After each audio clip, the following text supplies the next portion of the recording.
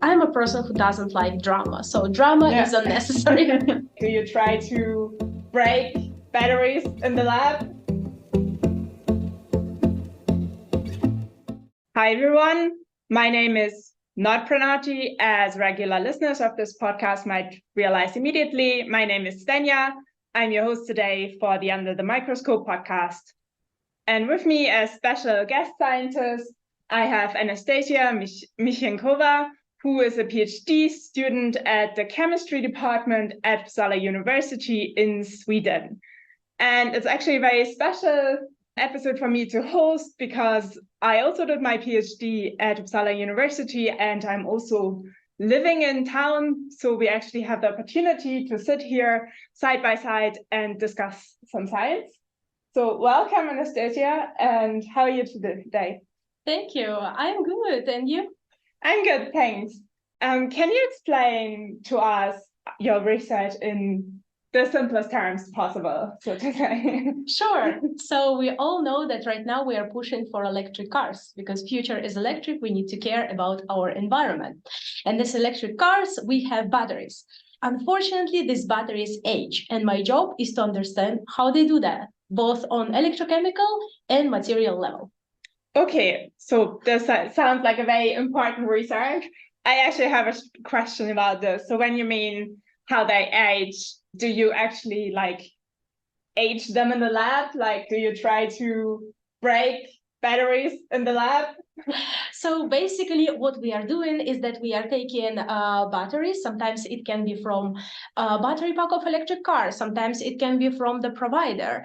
And then we age them in the lab in as close conditions as possible, testing conditions, electrochemically, at different, for example, temperatures or different current rates. So how fast you charge it, you discharge it, which loads you are pushing it. And then when they either finish end of life, which is like 80% of initial battery capacity, or when they age a little bit, depending on what we want to actually see, then we can actually do several things. So we don't have to open them. Sometimes we can do experiments with them as they are, both electrochemically and in terms of material analysis. But actually the fun happens when I'm tearing these cells apart. Okay. which is a lot to do, but in any case, what we do is that we are extracting these materials from the cells and we assessing them in different, for example, locations of the cell, and depending on cell, how cell aged, which conditions were that, and then I can study them at different levels. I can study, mostly I'm studying positive electrode, that's my thing of my PhD, but basically, I do it both electrode level, particle level, and even atomistic level, which is a lot of fun. Okay, so that sounds like, first of all, you basically destroy things for a living. That sounds very cool.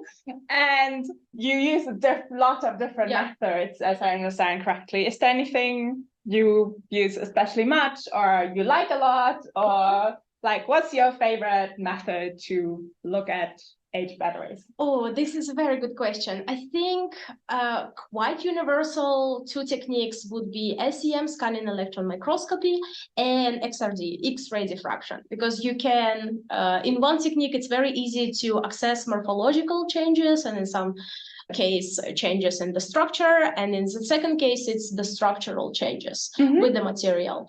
And it's very nice because XRD you can use at various levels. However, I use a lot of complementary techniques in order to access the compounds in the cell and how they are changing, or for example doing something like X-ray absorption spectroscopy or some sort of analysis which allows me to, for example, track how specific compound behaves depending on the conditions.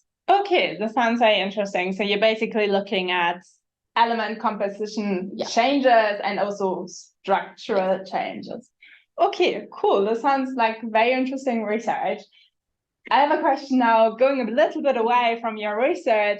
I'm wondering how did you get interested in this specific topic? How did you end up being a PhD student in Sweden? So what was your career journey and what motivated you to study these batteries? Yeah, I don't know how far back in history I should go, but I think the fun, I went for a PhD because I really like doing research. I really like working in the lab. I really like to test my ideas.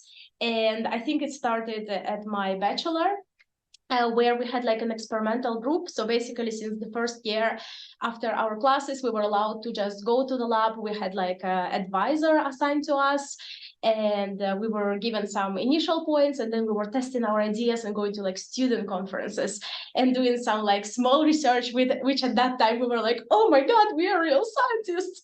And then after I finished my bachelor, I wanted to move more into material science, and I went for a double degree Erasmus Mundus, one in Rennes, France, and another one Torino in Italy. And there it was material science on synchrotron and large-scale facilities, which was amazing because as my first internship, I did it in Switzerland, and I did it in sodium-ion batteries. And this is where I saw an amazing opportunity, because I really like that people from so many different backgrounds can apply their knowledge to battery science. And I really like existing in a place, in a workplace where people have such diverse backgrounds. And it was very nice. And then for my PhD, I saw the topic on lithium-ion batteries for investigation of aging of electric cars, of batteries of electric cars. And it was a perfect combination because I felt it applied enough for me to keep connected to the real world. But at the same time, I was understanding that I can explore a lot. And yeah, this is how I end up here. Okay, this sounds very cool. So you've done research in many different countries so far, and you lived in many different countries. Sounds like a very exciting master's program, I must say. Would you recommend it to people? Yes, definitely. It's I think right now it's called for short MAMASELF, Master in Material Science, Exploring Large-Scale Facilities and Energy, something like that. Okay, maybe not that easy to remember, but we can put it in the show notes so for our listeners that are maybe interested. So it sounds very cool. So what I gather from you now, so you've already gained research and experience from a very, I would say, early start of your scientific journey, and you've worked on different projects. So now we're going to narrow down a little bit. And I would ask you to pick one project, just one, that you liked a lot because you're very proud of it, or it was very fun, something you want to share with us in a section we call in this podcast, In Other Words. Sure. So I think the project I am excited a lot about is a project that we finalized very, very recently. And basically in that project, we are looking at electrochemical activity and redox activity of different elements inside a commercial cell. And we try to understand how their redox activity is changing upon aging. And for that, we are using quite a wide set of tools. We are using EXAS, we are using RIGS, we are using TEM, and I'm collaborating with many amazing people who are very knowledgeable, and it was so much fun to put that all together and to try to understand what happens there. So yeah, that's the project I would highlight. Okay, so you use lots of different methods, and now if you say what in your field, what does it mean when you say you have lots of different people? How long is the author list, so to say? Roughly. Yeah, I think it's not like 200 people. I think it's something like 12 or so, because it's important that you have people who did experiments, and usually we are several people working on the same experiment. And then you have beamline scientists, which help a lot. They develop beamlines. They help you to carry your experiment and support you after on your data treatment journey. Yes. Okay, cool. And what was your specific role in this project? So what was the part you were doing? Yes, so basically originally I had an idea that I need to study redox activity of oxygen, and I was talking to my supervisor like, yeah, I want to do this and that. And then she told me, oh, we actually have a person who can do experiments. There is a RIGS technique. And I was like, oh, that's really nice. And I prepared like a small proposal, what we can do on a beam time. And then we did it. And then we also sent our samples to additional experiments. And then we worked sort of to gather it all together to understand what happens, where, and why. I think it was a very tricky part, and I learned a lot. Okay, it's not published yet, as I understand? We have a preprint. Okay, so are you allowed to share what is the, main conclusion? One, I don't know, take-home message from the study? Yes, sure. So basically, in our case, for batteries, we have different transition metals inside, and they do behave differently. And upon aging, their activity is reduced in a different way. And additionally, when we talk about battery active material, cathodes, in our case, it's transition metal oxides. And oxygen plays a very important role there, which is not in use, but we have looked at different ways how oxygen contributes to the charge compensation process and how it changes upon aging. Okay, cool. I hope you will share this preprint with us, maybe, so interested people can read up on this. Yeah.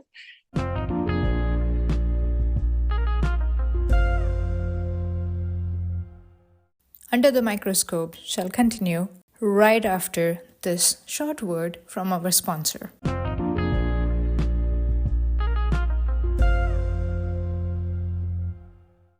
So we talked a lot now about your research and what motivated you for your research, and to work as a scientist also entails other things, parts of the job that are not just standing in the lab.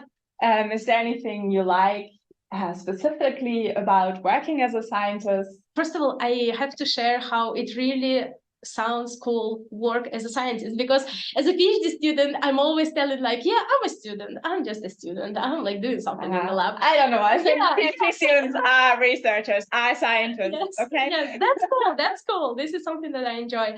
I have to say that I think when I started my PhD, my main thing were to gain a lot of experience, to be in contact with many knowledgeable people, to travel. Then COVID hit, but doesn't matter. To do a lot of these cool things. And I think around that, something that I enjoy is deep, meaningful scientific conversations, after which when you leave the room, your brain is so heavy that you feel like it's just going to fall through you.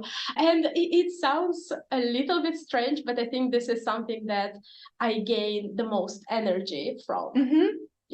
Yeah, I can understand that. So you enjoy also going to conferences? Yes. And you don't find it too exhausting? I mean, it can be at times. I have to say that up to now, I was very lucky because I always had like my talks in the first day of the conference each time. So it was very nice. Like you're very stressed in the beginning and you're like, oh, but then you give your talk, and then it's very nice because when you meet people, they know you directly. They're like, oh, you had this talk, and it's very easy to network. And then you don't have to stress if you have, I don't know, talk on the last day. So despite the fact that it's usually, of course, conferences they can be really intense. And also your other work kind of don't disappear anywhere. You're still like on the breaks, you're still in Zoom calls, you still try to sometimes like treat your data a little bit or finalize something or send, I don't know, proposal for the beam time. But I do enjoy these periods.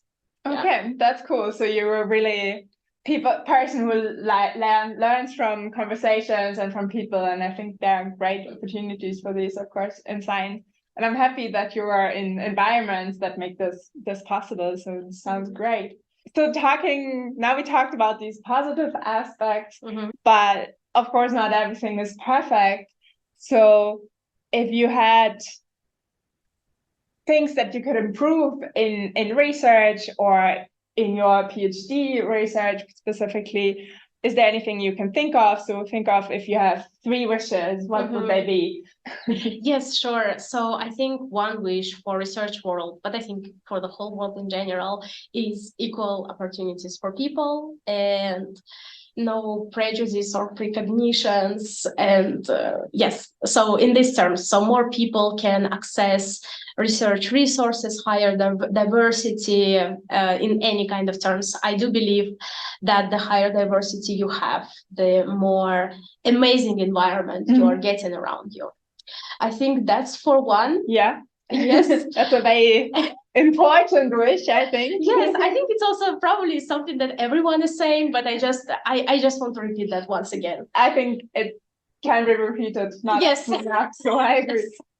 I think something else is a sort of transparency in science, because in many terms, I feel that sometimes you don't really understand, especially as currently as a PhD student of the last year.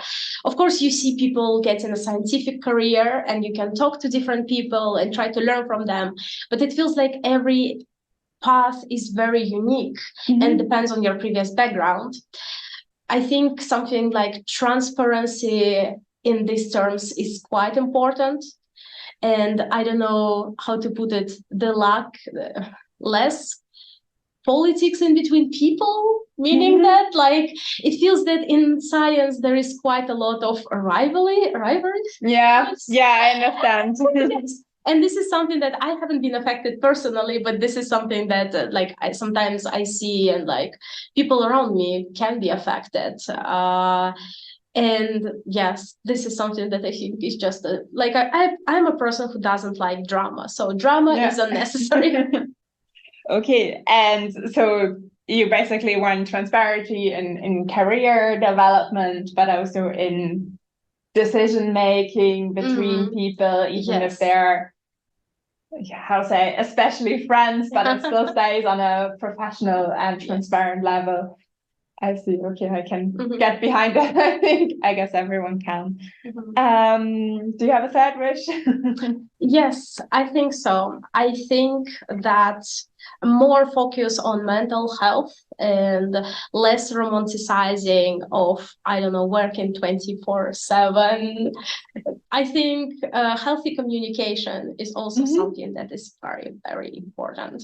And I think this is something that scientific environments sometimes lacks, unfortunately. And I think this is something that is really nice. And I believe it's going to be improved, because in between PhD students, we often talk about it and we often highlight that. I believe that there is a bright future. That's very good. Also that you're hopeful. And so you think there's, especially among, let's say, younger scientists or scientists who are more in the early career stages, that there is a lot of awareness and that you communicate and maybe support each other. This sounds good. Yes, I think it's very nice. And for example, for our department, we introduced something which is called PhD ombudsperson, which exists for other departments as far as I know. And I think like these small things, when you create a safety net for your PhD student, and of course, this is something that should be also done for postdocs and for other levels, but I'm speaking for PhD students. And I think like these small things of the safety net helps people to stay in PhD path and get much better experience. Yeah, this sounds good and very understandable wishes. Which brings me to my next question, and I'm just going to explain for new listeners of this podcast. So, Under the Microscope has a partner project, which is a Twitter account called Real Sciences Nano. And our guests always are featured on this Twitter account, or they're taken over the Twitter account as guests for 1 week following the podcast release. What are you going to talk about during your week on Twitter? So I think, of course, I would like to present myself and explain my journey in a little bit more details, because maybe it will be helpful to sort of understand and show some transparency in, for example, making career decisions. And then I would like to go deeper into analysis of the batteries. So this is something that I'm very excited myself. And I think it's very important to sort of understand how you can create a set of tools for such analysis, because batteries have a lot of different compounds and they degrade sometimes in a very different way, and you cannot test everything at once, unfortunately. But I think that this is something that I would like to talk a little bit on this during that week, and a little bit about PhD in Sweden, how it works, what do we do, because we don't do only research, we also do we have a lot of other responsibilities, and maybe share a little bit of activities during the free time. That sounds like a full week. Very interesting. I'm very excited to read more about it and to hear more from you. Before we close, is there anything more you want to say, you want to add now that you're here? Sure. I would say that I would be happy if anyone is interested in knowing something more about my research or more about PhD studies in Sweden or master programs in Europe.